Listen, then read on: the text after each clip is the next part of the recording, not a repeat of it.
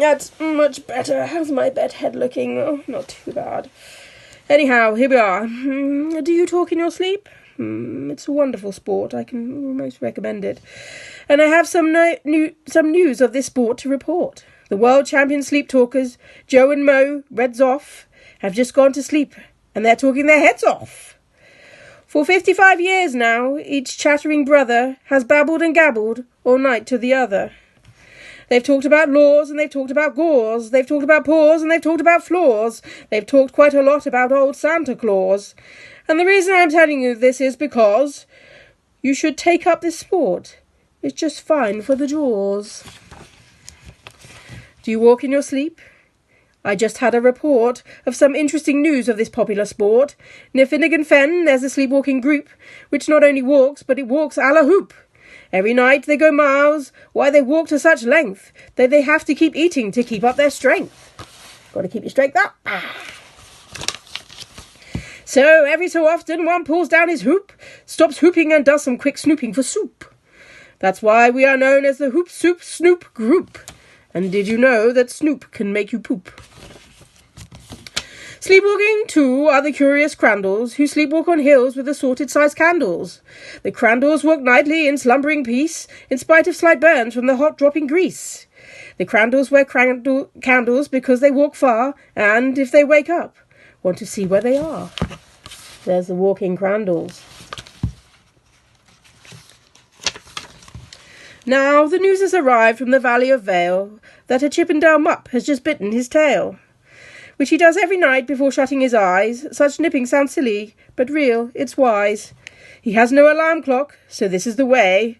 He makes sure that he'll wake at the right time of day. His tail is so long he won't feel any pain, till the nip makes the trip and gets up to his brain. In exactly 8 hours, the Chippendale mupp will, at least, feel the bite, and yell, ouch, and wake up. There he is.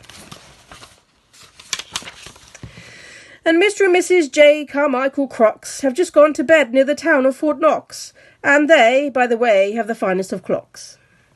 I'm not at all sure why I quite understand just how the thing works with that one extra hand, but I do know this clock does one very slick trick. It doesn't tick-tock. How it goes is tock-tick. So, with ticks in its tocker and tocks in its ticker, it saves lots of time and the sleepers sleep quicker. What a fine night for sleeping. For all that I hear, it's the best night for sleeping in many a year. They're even asleep in the Zweiback Motel, and people don't usually sleep there too well. The beds are like rocks, and, as everyone knows, the sheets are too short.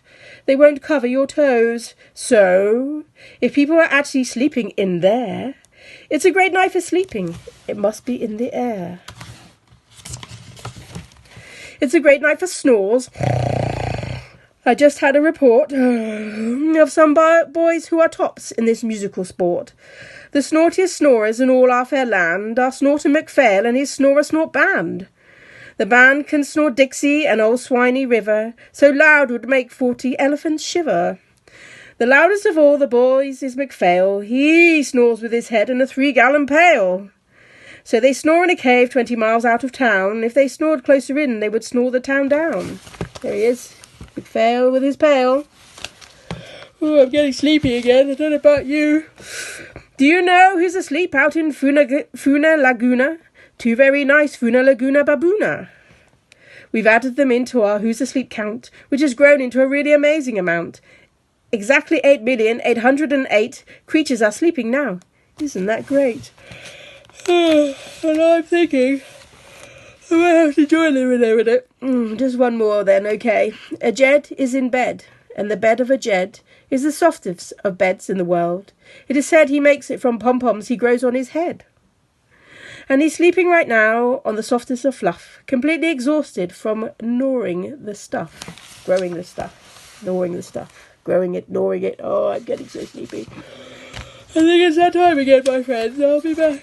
Oh, just one little lappity.